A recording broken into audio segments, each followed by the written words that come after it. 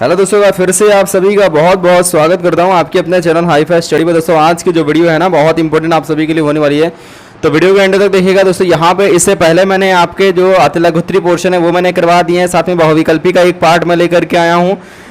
मतलब आ चुकी है वीडियो पार्ट फर्स्ट की और पार्ट सेकंड की आज वीडियो है। और आज के इस वीडियो में हम लोग पार्ट सेकंड के जितने भी प्रश्न हैं वो सभी हम लोग देख लेंगे, यानी कि यहाँ से हमारा बहुविकल्पी का पार्ट जो है वो हो जाएगा कंप्लीट। दोस्तों डीएलएड प्रथम सेमेस्टर कंप्यूटर। सबसे पहले अगर प्रश्न की बात करते हैं जो कि हमारा यहाँ पर दिया गया कि निम्न में से निर्गत युक्त, जिसे निर्गत मतलब का मतलब यही होता है भैया, आपने सुना होगा इनपुट और आउटपुट, ठीक है ना।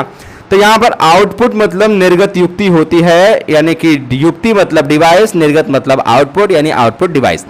यहाँ पर कौन सी आउटपुट डिवाइस है, तो भैया अगर बात करते हैं यहाँ पर आउटपुट डिवाइस के बारे में, तो लाइट पेन क्या है भैया, ये प्रकार का इनपुट डिवाइस है। कुंजी पटल क्या है, इनपुट डिवाइस है। टच स्क्रीन क्या है, इनपुट डिवाइस है। लेकिन अगर मॉनिटर की बात करते हैं तो हमें चीजों को दिखाता है, मतलब बाहर करता है, वो आउट करता है, मतलब उसमें जो भी लिखा होगा या कोई वीडियो चल रहा है हमारे मॉनिटर पर तो भैया क्या कर रहा है, वो हमें दिखा रहा है वो वीडियो, ठीक है ना, तो मतलब आउटपुट दे रहा है। आगे बात करते हैं यहाँ पर कि कंप्यूटर में एक इकाई से दूसरी इकाई तक आंकड़ों को पहुंचाने का कार्य करता है। वो पहुंचाने का कार्य जो करता है भैया वो डाटाबेस करता है, ठीक है ना, डाटाबेस के जिम्मे ये कार्य होता है। आगे बात करते हैं यहाँ पर कि कंप्यूटर प्रोग्राम जो है वो कहलाते हैं, कंप्यूटर प्रोग्राम भैया जो है वो क्या कहलाते हैं, तो वो सॉफ्टवेयर कहलाते हैं, ठीक है ना सर, क्या कहलाते हैं, सॉफ्टवेयर जो है कंप्यूटर प्रोग्राम कहलाते हैं। अगला बात यहाँ पर आती है दोस्तों यहाँ पर कि रोम जो है वो क्या होता है, रैम रोम दो प्रकार की मेमोरी होती है हमारी। तो अगर हम यहाँ पर बात करते हैं यहाँ पर एक तो प्राथमिक होती है, द्वितीयक होती है, ठीक है ना। प्राथमिक के अंदर रैम रोम आता है, तो यहाँ पर अगर बात करते हैं रैम का तो रैंडम एक्सेस मेमोरी होती है। यहाँ पर अगर बात करते हैं रोम का, जो कि यहाँ पर क्वेश्चन में दिया गया, मेंशन किया गया है रोम, यानी कि होता है दोस्तों यहाँ पर रीड ओनली मेमोरी। तो रीड ओनली मेमोरी इसका पूरा नाम हो जाएगा भैया, क्या हो जाएगा, option number C, read only memory हो जाएगा हमारा राइट आंसर।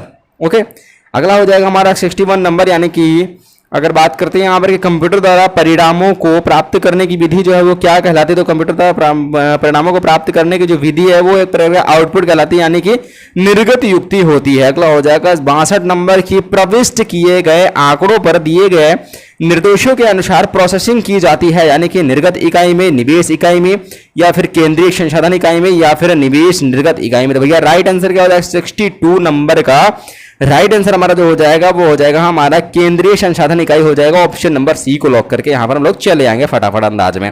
अगला हो जाएगा यहाँ पर कि कंट्रोल यूनिट होती है या फिर कंट्रोल यूनिट होता है, टीवी में होता है, प्रिंटर में होता है, मॉनिटर में होता है, या फिर सीपीयू में होता है। तो भैया राइट आंसर क्या हो जाएगा आपका, ऑप्शन नंबर द हो जाएगा, सीपीयू में होता है, ठीक है ना। कंट्रोल यूनिट जो होता है वो सीपीयू में होता है, यानी कि सीपीयू में 3 भाग होते हैं, सीयू, एलयू और एएलयू। यानी सीयू का मतलब होता है कंट्रोल यूनिट, जो कि आपका 63 नंबर क्वेश्चन में दिया गया है। एमयू का मतलब होता है, फुल फॉर्म होता है मेमोरी यूनिट, और एएलयू का मतलब होता है अर्थमेटिक लॉजिक यूनिट। ये मैंने आपको काफी बार आपको बताया, ठीक है।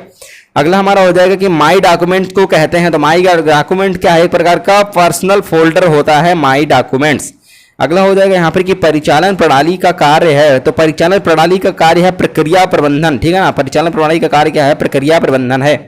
टूल बार में ऑप्शन की संख्या होती है, तो टूल बार में ऑप्शन की संख्या 16 होती है, ठीक है ना। कितने संख्या होती है, 16 संख्या होती है। उसके बाद हो जाएगा कि परिचालन प्रणाली के अवयव कौन कौन से हो जाएंगे, परिचालन प्रणाली के कौन कौन से अवयव होते हैं, तो भैया जो होते हैं वो कर्नेल होता है, सेल होता है और एप्लीकेशन टूल्स होते हैं। इस वजह से भैया right answer option number D हो जाएगा, ठीक है। अगला हो जाएगा यहाँ पर कि कुंजी पटल में फंक्शन कुंजियों की संख्या कितनी होती है, मैंने आपको इससे पहले भी बताया 12 संख्या होती है, जहाँ पर लिखा होता है F1, F2, F3, इसी तरह लेकर के F12 तक जितनी भी संख्या होती है हमारी ये फंक्शन जो है कुंजी कहलाती हैं। अगला होता है हमारा यहाँ पर कि सॉफ्टवेयर कितने प्रकार का, तो भैया सॉफ्टवेयर जो होता है वो 3 प्रकार का होता है। कुंजी पटल यानी कीबोर्ड का कार्य क्या होता है, तो कीबोर्ड का एक ही कार्य होता है भैया, टाइप करना, है ना। अगला होता है हमारे यहाँ पर कि फ्लॉपी का आकार होता है, तो फ्लॉपी का आकार देखिए, अब यहाँ पर आप लोग कहोगे भैया कुंजी पटल से हम लोग प्रिंट भी कर सकते हैं, है ना, आगत निर्गत, तो यहाँ पर प्रिंट भी कर सकते हैं आप लोग, ऐसा भी कुछ बोलोगे। लेकिन यहाँ पर क्या भैया, टाइप करेंगे तभी तो प्रिंट होगा, कंट्रोल+C करेंगे तभी तो प्रिंट होगा, ठीक है ना, सॉरी कंट्रोल+C करेंगे तभी तो कॉपी होगा, कंट्रोल+P करेंगे तभी तो प्रिंट होगा, ठीक है, मतलब करेंगे क्या, टाइप ही तो करेंगे। अगला हो जाएगा यहाँ पे फ्लॉपी का आकार जो होता है वो इसमें से देखिए 5.25 भी होता है, 3.5 भी होता है और 8 भी होता है, उपरोक्त सभी हो जाएगा। फ्लॉपी का आकार ये तीनों होता है, ठीक है। ऑपरेटिंग सिस्टम का मुख्य उद्देश्य क्या हो जाएगा या प्रमुख उद्देश्य क्या होता है, तो ऑपरेटिंग सिस्टम का प्रमुख उद्देश्य होता है कंप्यूटर कार्य को सरल बनाना। अगला हो जाएगा यहाँ पर कि वोलेटाइल जो मेमोरी होती है वो उसको क्या कहते हैं, वोलेटाइल मेमोरी। एक रैम होता है, जी हाँ, RAM रैंडम एक्सेस मेमोरी को हम लोग वोलेटाइल मेमोरी के नाम से भी जानते हैं। ओके, अगला हो जाएगा यहाँ पर हमारा क्वेश्चन कि आंकड़ों को कंप्यूटर में प्रविष्ट करने की प्रक्रिया जो है वो क्या कहलाती है, तो अदा, ठीक है ना, अदा कहलाती है। अगला हो जाएगा यहाँ पर हमारा कि कंप्यूटर का दिमाग होता है, तो भैया सभी को पता है कंप्यूटर का दिमाग CPU होता है, यानी सेंट्रल प्रोसेसिंग यूनिट। कहीं कहीं पर लिखा मिलेगा कंट्रोल प्रोसेसिंग यूनिट भी मिल रहा है, लेकिन सेंट्रल प्रोसेसिंग यूनिट होता है, ठीक है ना। अगला हो जाएगा यहाँ पर कि इनपुट उपकरण है, तो इनपुट उपकरण आपका क्या हो जाएगा, देखिए प्रिंटर क्या आउटपुट निकालता है, स्पीकर क्या आवाज बाहर निकालता है, तो भैया आउटपुट हो जाएगा। मॉनिटर क्या है, ये चित्रों को हमें दिखाता है, मतलब चित्र बाहर आते हैं, मतलब बाहर दिखाता है, उसकी छवि बाहर आती है ना, कह लीजिए। तो यहाँ पर क्या हो जाएगा, ये सभी क्या हो जाएंगे, आउटपुट हो जाएगा। लेकिन स्कैनर जो है वो आपका इनपुट डिवाइस होता है। अगला हो जाएगा आउटपुट का उपकरण, यहाँ पर कौन सा हो जाएगा, तो भैया आउटपुट के उपकरण की अगर हम बात करते हैं, यहाँ पर कीबोर्ड एक प्रकार का इनपुट डिवाइस, क्योंकि डाटा को भेजता है ये कंप्यूटर में, ठीक है ना, CPU में भेजता है, CU में भेजता है।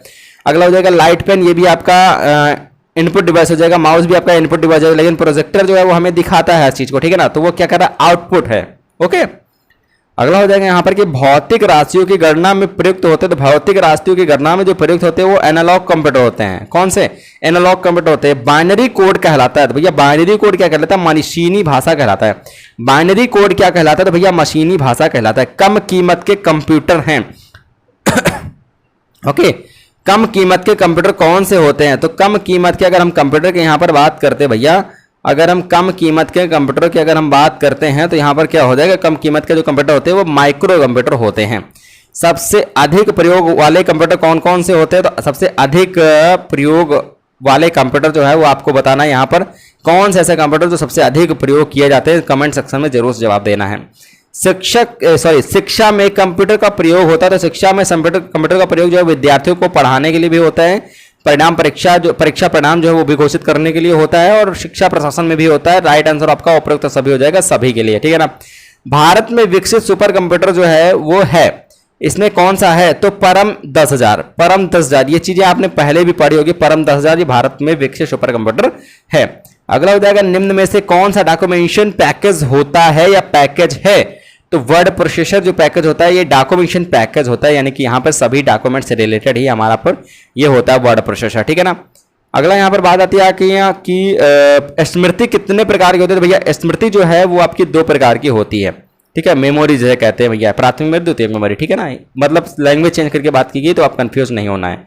सॉफ्टवेयर का प्रयोग होता है, तो भैया सॉफ्टवेयर का जो प्रयोग होता है वो आपका देखिए, एक तो प्रकाशन के क्षेत्र में भी होता है, शिक्षा के क्षेत्र में भी होता है, यानी कि वैज्ञानिक अनुसंधान के क्षेत्र में भी होता है। राइट आंसर आपका उपरोक्त तो सभी हो जाएगा, क्योंकि सभी के क्षेत्र में होता है ये। ओके, अगला हमारा क्वेश्चन यहां से हो जाएगा कि फाइलों तथा फोल्डरों को ढूंढने के लिए कमांड का उपयोग करते हैं। कमांड का उपयोग करते हैं फाइंड का, Ctrl+F करेंगे, CTRL, ठीक है ना, +F अगर दबाएंगे तो यहाँ पर हमारा एक पॉपअप मेन्यू साइड में खुल करके आ जाए। यहाँ पर अगर टाइप कर देंगे TXT, तो हम TXT मतलब कि नोटपैड का एक्सटेंशन नेम होता है, ठीक है ना। तो TXT जैसे हम लोग डालेंगे तो यहाँ पर हम इंटर करेंगे तो हमारा नोटपैड जो है वो खुल के आ जाएगा फाइंड आउट करने के लिए, फाइंड करने के लिए हमारा होता है। इसकी मैंने शॉर्ट की भी आपको बता दें, CTRL+F, ठीक है। ओके, अगला हो जाएगा हमारे यहाँ पर कि आधुनिक कंप्यूटर के जन्मदाता कहे जाते हैं, तो आधुनिक कंप्यूटर के जन्मदाता जो है वो चार्ल्स बेबेज कहे जाते हैं, ठीक है ना। अगला हो जाएगा यहाँ पर हमारा कि प्रारंभिक इलेक्ट्रॉनिक कंप्यूटर था, प्रारंभिक इलेक्ट्रॉनिक कंप्यूटर जो था ABC था। निर्देशों का समूह कहलाता है, तो निर्देशों का समूह जो है वो प्रोग्राम कहलाता है। CPU का पूरा नाम आपको पता है सेंट्रल प्रोसेसिंग यूनिट होता है, ठीक है ना, सेंट्रल प्रोसेसिंग यूनिट होता है। अभी ऊपर मैंने आपको चीजें बताई हैं। तथ्यों तथा आंकड़ों को सुव्यवस्थित रूप से एकत्र करने की प्रक्रिया को क्या कहते हैं, तो सारडियन कहते हैं, ठीक है ना, सारडियन कहते हैं। अगला हो जाएगा हमारा यहाँ पर कि हार्डवेयर किसे कहते हैं, तो भैया सॉफ्टवेयर हार्डवेयर के बारे में मैंने आपको बेसिक की जानकारी, मतलब बेसिक जो कंप्यूटर की आपकी जानकारी वो मैंने ऑलरेडी अपलोड करके रखी हुई है, ठीक है, जहां से मैंने बताया कि 0 बना दूंगा, मतलब कंप्यूटर में कुछ भी आपका जितना भी अगर बेसिक आपका नहीं क्लियर है वो सारा कुछ आपका क्लियर हो जाएगा। वो वीडियो आप लोग जरूर देखिएगा, डिस्क्रिप्शन बॉक्स में जाइएगा, प्लेलिस्ट कंप्यूटर वाली प्लेलिस्ट में जाइएगा और वहां से आप उस वीडियो को जरूर दोस्तों वॉच करिएगा, ठीक है। बहुत इंपॉर्टेंट वीडियो, मैं सीरियस होकर बता रहा हूँ, ये बहुत इंपॉर्टेंट आपके लिए वीडियो है, ठीक है ना। हार्डवेयर किसे कहते हैं, तो भैया हार्डवेयर क्या है, यानी कंप्यूटर के यांत्रिक, वैद्युत तथा इलेक्ट्रॉनिक जो हिस्से होते हैं या वस्तुएं जो होती हैं वो सभी क्या होते हैं भैया, युक्तियां जो होती हैं वो क्या कहलाती है, सभी हमारी हार्डवेयर कहलाती है, यानी जिनको हम देख भी सकते हो, टच भी कर सकते हैं, हमारी हार्डवेयर होते हैं। निम्न में से कौन सा इनपुट यंत्र है, अभी ऊपर आपको ये चीजें बताई भी कि क्वेश्चन ये किसी प्रकार से आपका ऑप्शन चेंज करके दे सकता है। निम्न में से कौन सा इनपुट यंत्र है? तो भैया कौन सा इनपुट यंत्र है? देखिए मॉनिटर जो आउटपुट है, प्रिंटर आउटपुट, स्पीकर आउटपुट यानी कीबोर्ड हमारा इनपुट डिवाइस के अंतर्गत आता है। 1 गीगाबाइट जिसे हम क्या कहते हैं? जीबी कहते हैं। 1 जीबी बराबर होता है, देखिए जीबी से छोटा क्या होता है? एमबी होता है, मतलब मेगाबाइट होता है। तो कहने का मतलब यह है कि 1 जीबी बराबर हो जाएगा 1024 मेगाबाइट यानी कि एमबी के बराबर होता है। ठीक है, अगला हो जाएगा हमारा कि नेटवर्किंग किसे कहते हैं? नेटवर्किंग कहते हैं, किसे कहते हैं? तो जब एक कंप्यूटर से दूसरे कंप्यूटर का डेटा ट्रांसमिशन होता है तो उसे नेटवर्किंग कहा जाता है। 97 क्वेश्चन नंबर बनता है यहां पर कि कार्यालयों में सामान्यतः प्रयोग होता है। कार्यालयों में सामान्यतः जो प्रयोग होता है वो आपको पता है लैन प्रयोग होता है। ठीक है ना, लोकल एरिया नेटवर्क प्रयोग किया जाता है, लैन। ओके, अगला हो जाएगा हमारा यहाँ पर कि पिक्चर तथा डॉक्यूमेंट की जानकारी लेते हैं। पिक्चर्स तथा डॉक्यूमेंट्स की जानकारी लेते हैं माई डॉक्यूमेंट्स के द्वारा। माई डॉक्यूमेंट्स के द्वारा पिक्चर तथा डॉक्यूमेंट्स की जानकारी हम लोग प्राप्त करते हैं। अगला हो जाएगा हमारा यहाँ पर कि शिक्षा में मल्टीमीडिया का उपयोग जो है वो होता है।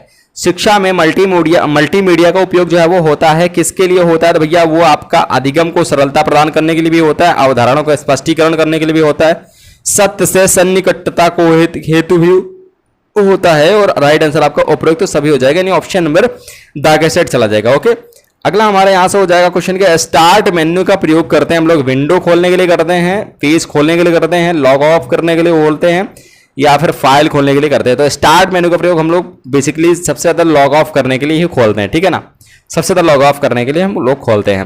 अगला हो जाएगा नेटवर्किंग के लिए चाहिए। नेटवर्किंग के लिए भैया एक कंप्यूटर का होना बहुत ज्यादा जरूरी है, केबल का होना बहुत ज्यादा जरूरी है, एनआईसी का होना बहुत ज्यादा जरूरी है। राइट आंसर इनमें से सभी हो जाएगा। 102 नंबर क्वेश्चन कहता है यहां पर कि कौन सी वेबसाइट है जिसकी सहायता से किसी अन्य वेबसाइट का पता लगाया जा सकता है, यह क्या कहलाती है? तो भैया यह क्या कहलाती है? Search engine. सर्च इंजन से हम किसी भी वेबसाइट का पता लगा सकते हैं सर्च करके। विभिन्न प्रकार के नेटवर्क को एक दूसरे से जोड़ने के लिए विकास हुआ है। ये आपका क्वेश्चन 2017 में पूछा गया क्वेश्चन है सर। ठीक है ना, 2017 में पूछा गया क्वेश्चन है दोस्तों यहाँ पर कि विभिन्न प्रकार के नेटवर्क को एक दूसरे से जोड़ने के लिए जो विकास हुआ है उसे क्या कहा जाता है? तो उसे इंटरनेट कहा जाता है। ओके, अगला और आज का लास्ट प्रश्न दोस्तों, अगला और आज का लास्ट प्रश्न यहाँ पर हम लोग देखेंगे।